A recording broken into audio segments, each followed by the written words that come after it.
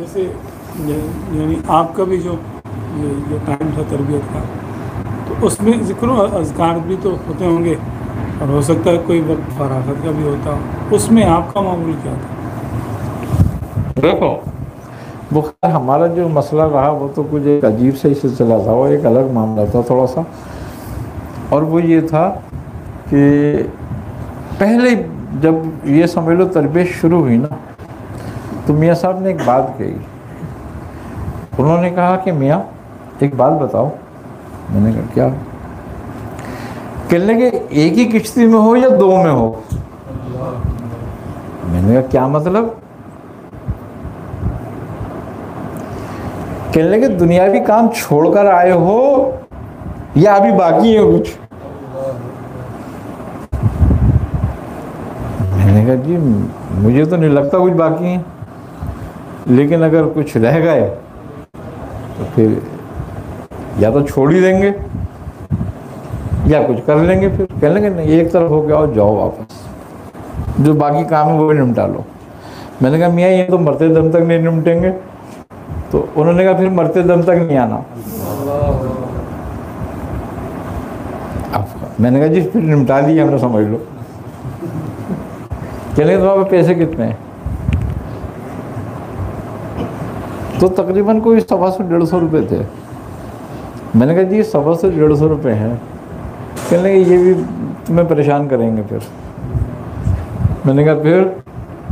कहने जाओ उसको बांट के आओ। अरे मैंने कहा मियाँ इन फकीरों को तो चौनी दी जाती है, तो 150 रुपये। कहने लगे तुम 100 को बांट आओ, जाके 150 को बांट दो, बांट आओ। वही बांट दिया। कहने लगे अब कितने? मैंने कहा अब तो कुछ भी नहीं है। कहने लगे बिल्कुल नहीं है? मैंने कहा नहीं बिल्कुल नहीं है। कहने लगे ठीक है, अब भरोसा करो अल्लाह पे। अब मैंने कहा क्या? कहने लगे जब तुम्हारे नसीब का होगा तुम्हारे पहुंचा देगा, नहीं तो फिर फाके से रहना। जाओ अब शुरू करो जिक्र। अब वो जिक्र शुरू करा तो रोज़ मज़ार जाने का होता था, तो जिक्र उन्होंने इस तरह शुरू करवाया था वो एक कि अपने घर से निकलो फजर की नमाज़ पढ़ के और आराम बाग तक जाओ, और रास्ते में 5 बुज़ुर्गों के मज़ार पे हाज़िरी दो, किसी भी 5 बुज़ुर्गों के मज़ार पे। 5वें बुज़ुर्ग वो होंगे। तो अच्छा ठीक है, मैंने कहा। और बोले इसमें एक शर्त ये है कि तुमने कहीं बैठना नहीं है वहां तक।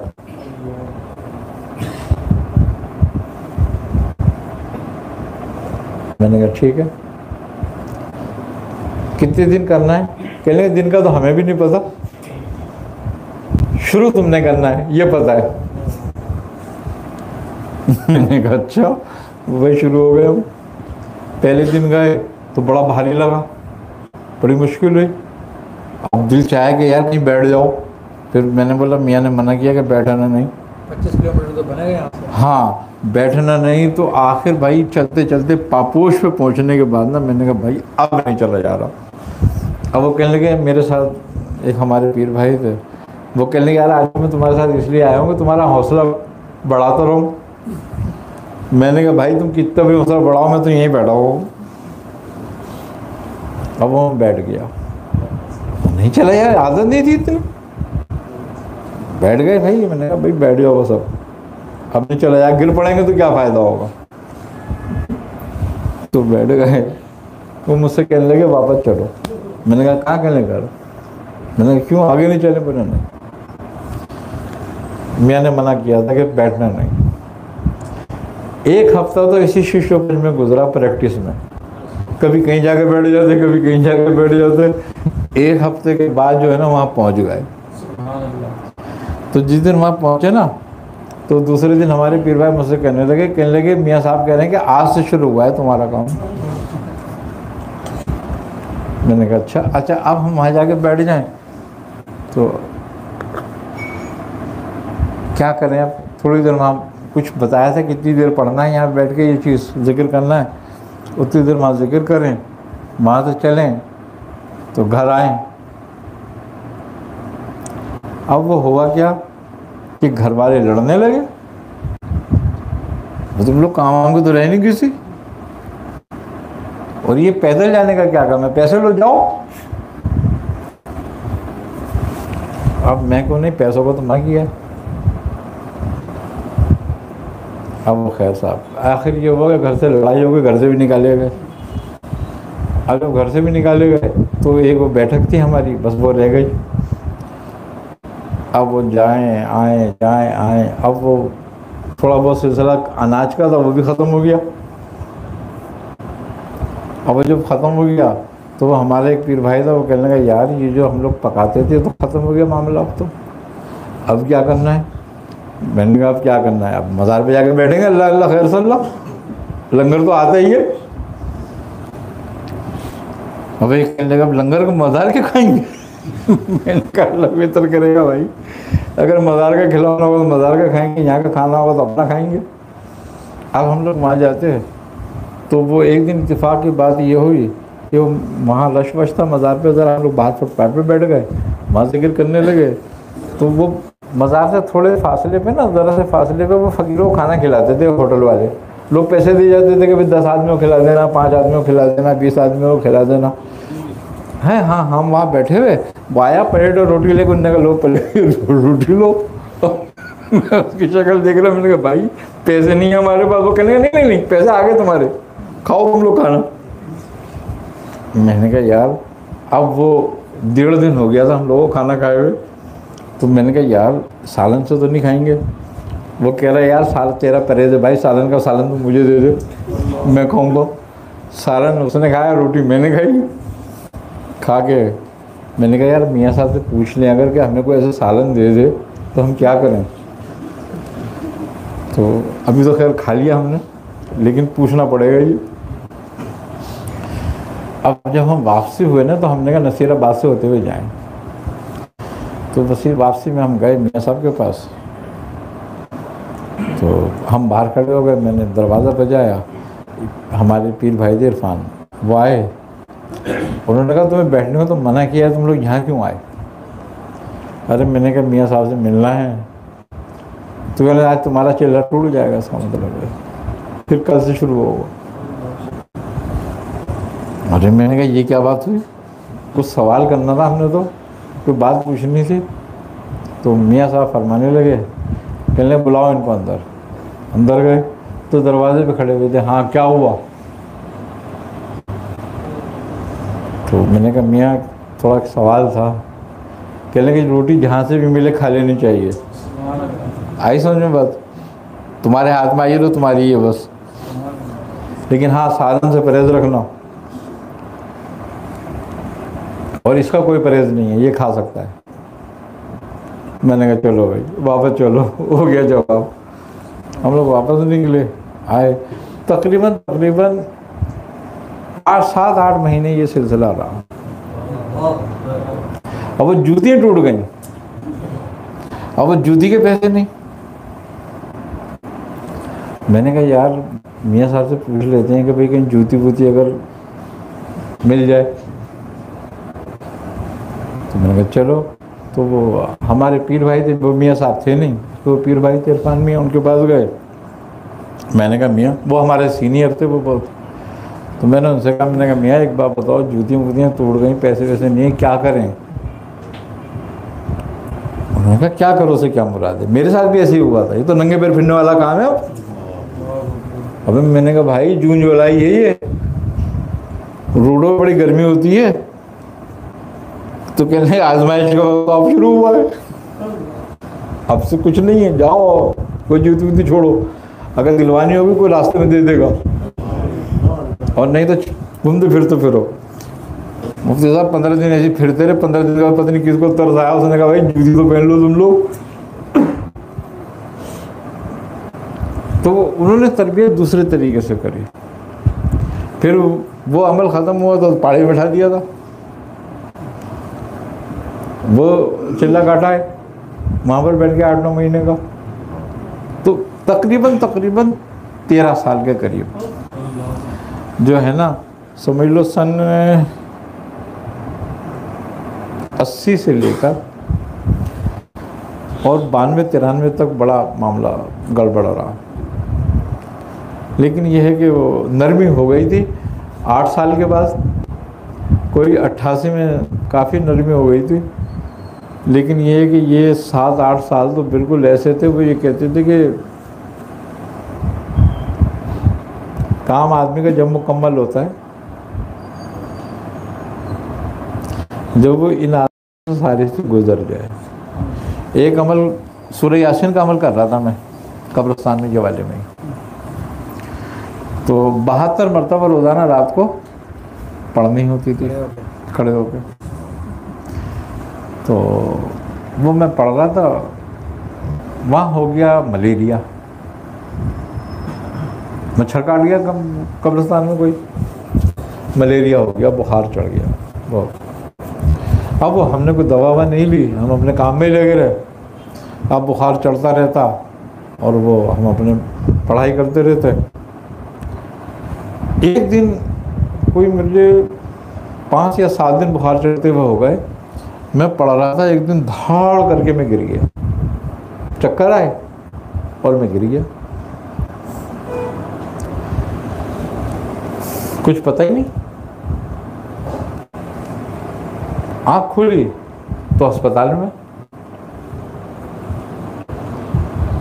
मैं उठ के बैठ गया, मैंने कहा मैं कहाँ गया। तो डॉक्टर नहीं थी कोई, वो लड़की नर्स थी वो, ओ कहने डॉक्टर होश में आ गया, ये डॉक्टर साहब होश में आ गया। मैं उठ के बैठा, देखा मैंने क्या हो गया। और डॉक्टर मुझसे कहने लगा, भाई कौन हो आप, कहाँ रहते हो। मैंने कहा यार ये बताओ कि मैं यहाँ कैसे आया और मेरे पास पैसे नहीं है दवाई के। आई ना, उनने बोला ये पैसों को छोड़ तू भाई, ये बता तू आया कहाँ से है, कौन तू। मैंने कहा मुझे कौन लेकर आया था। कहने को एक पठान का गाड़ी भी छोड़ के गया था कि वहाँ पड़ा हुआ था ये आदमी, ये लड़का। मैंने कहा पठान, कहने लगा आप, कहने उसको गोरकन ने बताया तुम कब्रिस्तान में पड़े हुए थे। गोरकन ने पठान को दिया, पठान यहाँ छोड़ कर गया। मैंने कहा बहरहाल मैं था तो कब्रिस्तान में, लेकिन ये है कि मैंने कहा मुझे पता नहीं मैं कब क्या हुआ मेरे साथ। उसने कोई चोट वोट तो नहीं लगी थी। मैंने कहा नहीं चोट वोट नहीं लगी, बस चक्कर आया था। क्यों आया था। मैंने कहा बुखार चढ़ रहा था। अच्छा 3-3 दिन का रोज़ा रख रहे थे हम उसमें, तो वो बुखार चढ़ा था। मैंने कहा ऐसे चक्कर आया मुझे, फिर उसके बाद नहीं पता। उसने कहा अच्छा ठीक है। उसने कहा चलो तुम ठीक है, अब मैं उतरूँ तो मुझे चक्कर आए। वो कह रहे तुम चले जाओगे। मैंने कहा हाँ मैं चला जाऊँगा, तुम बेफिक्र रहो। तो उसने मेरे हाथ में दवा की पुड़ियाँ थी, गोली हैं कि ये खाते रहना, जाओ तुम। अब मैं बड़ी मुश्किल से निकला वहाँ से, आहिस्ता आहिस्ता करता फिर कब्रिस्तान पहुँचा, फिर शुरू हो गया अपनी पढ़ाई करना। अब वो गोलियाँ, मैंने कहा यार ये पता नहीं, मेरा को आज दूसरा दिन हुआ है, रोज़ा तोड़ना नहीं तोड़ना। अब वो कहने लगा भाई, मैंने उसको बोला मैं रोज़े से था यार, तुमने क्या कर। कहा नहीं तुम्हारा रोज़ा वोज़ा तुम्हें खिलाया पिलाया कुछ भी नहीं है, तुम जाओ अब रोज़ा खोल लो अपना। अब मुझे ये, मैंने कहा कितने दिन हुए मुझे यहाँ पे। उसने कहा 1 दिन हुआ है तुम्हें खाली। तो मैंने कहा आज रात को खुलना है रोज़ा, इसका मतलब है। तो उस दिन तीसरा दिन था मेरा। तो फिर वो पानी वानी पी के रोज़ा खोल के, अब मैंने कहा पता नहीं गोलियाँ खाऊँ नहीं खाऊँ यार, मैं छोड़ो। तो फिर वो गोरकन जो था वो आ गया। वो कहने लगा यार तुम आ गए, सही हो ना। मैंने कहा हाँ। कहने तुम मेरे साथ खाना खा लो, चलो। तो वो खिचड़ी उसने पकाई हुई थी, मेरी बीवी ने खिचड़ी पकाई है, तुम ये खाओ। वो खिचड़ी खाई। वो कहना यार तुम 3 दिन तक नहीं खाते हो, आखिर ऐसा तुमने क्या अमल करना है, क्या करना चाह रहे हो तुम। मैंने कहा कुछ नहीं, वो एक अमल की परहेज़ है थोड़ा सा उसका। वो बोले भाई तू जा अपने घर अपनी जान देख, तू जब तू होगा तो अमल होगा, तू नहीं होगा तो अमल क्या होगा। अब वो मैंने कहा हाँ यार मैं चला जाऊँगा, मेरा थोड़ा सा रह गया है, बस मैं चला जाऊँगा। वो भाई तो बोले तो जब बिल्कुल ठीक हो जाए ना फिर आ जाएगी, फिर कर लियो तू। अब मैंने कहा यार मेरे थोड़े से दिन रह गए, मैं कहाँ जाऊँगा। मैंने कहा यार तू बस मैं यहीं रहता हूँ, मुझे खाना वाना दे दिया कर 1 टाइम का। कह रहा सही है। मैंने कहा मैं चल 3 दिन का रोज़ा नहीं रखता हूँ मैं, लेकिन सुबह से शाम तक रखूँगा। एक दिन का रोज़ का। तो कहना भाई मुझे लगता है तू मुझे बता दे, कोई वसीयत करनी हो तुझे, तेरे घर वाले कहाँ रहते हैं, मैं इतना तो कर दूंगा उनको। मैंने कहा कर देगा यार, तू छोड़ दे, कोई बात नहीं है, मेरा काम करने दे तू मुझे। तो वो अमल पूरा किया उस तरीके से। सख्त है मियाँ साहब बहुत इन मामलों में। अच्छा, मैंने देखा दोनों ही तरबियत के मामले में बड़े सख्त है। वो ये कहते थे कि जब तक तुम्हारे पास दुनिया के असबाब मौजूद है ना, जब तक तुम किसी चीज़ में कामयाब नहीं हो सकते। जब तुम असबाब तर्क करोगे तो तुम कामयाबी तुम्हारी, क्योंकि अब तुम्हारे पास कोई मंजिल नहीं रही, कुछ नहीं रहा, अब तुम्हारी मंजिल एक ही है। आई ना समझ बात। मैंने कहा मियाँ इतना सख्त है, अगर कोई मर जाए आदमी तो क्या होगा उसका। कहने लगे मियाँ पता नहीं कितने मर गए, कोई काम रुका किसी का।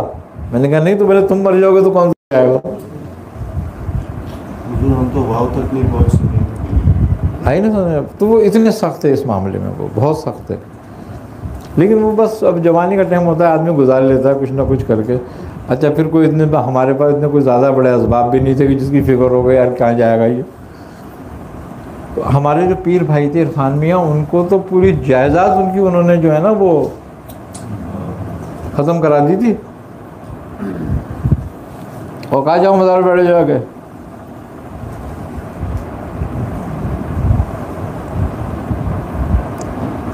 मैंने बोला मियाँ ऐसा क्यों करते हैं। अब उस वक्त तो हमें समझ में नहीं आता था, लेकिन एक दिन मैंने अपने पीर भाई से कहा यार, मैंने कहा ऐसा क्यों होता है। वो कहने लगे मियाँ बात ये है कि जब बादशाह मुल्क फतह करते हैं ना, तो पहले सब कुछ ताराज करते हैं।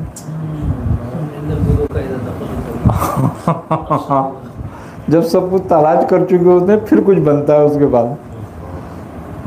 मैंने कहा ठीक है, ये हमारा ताराज ही करा दिया तो कुछ का मतलब। ये कौन सा तरीकाकार है? शादी तरीके में तो ये नहीं है। ये तो मर्दारिया ख़ानदान का तरीका था उनका, तो शत्तारिया बड़ा सख्त तरीका है। वो तो लोहा पहना देते हैं वो लोग। तो आपकी तरबियत तो इस तरह से अलग है। तो बात यह है कि मुख्तलिफ सलासिल से तो इजाज़त हुई है, मुख्तलिफ तरीके देखे और मुख्तलिफ सोबतें रहीं। तो वो अब फिर दूसरी एक बात और भी है कि देखो, मुशक्क़त कराने से कम करना है और सहूलत से ज़्यादा करना है। तो अगर आदमी को सहूलत से कोई काम हो जाए तो ज़्यादा बेहतर है। हमारे दादा मियाँ क़िबला हुज़ूर फरमाते थे कि मियाँ हमने बहुत कर लिया, जाओ तुम आराम से करो। आई ना समझ। तो उनके यहाँ से बड़ी सहूलत थी। वो कहते थे हमने बहुत कमाया, अब आराम से खाओ। तकरीबन हसन मियाँ ने 23 साल का चिल्ला काटा था।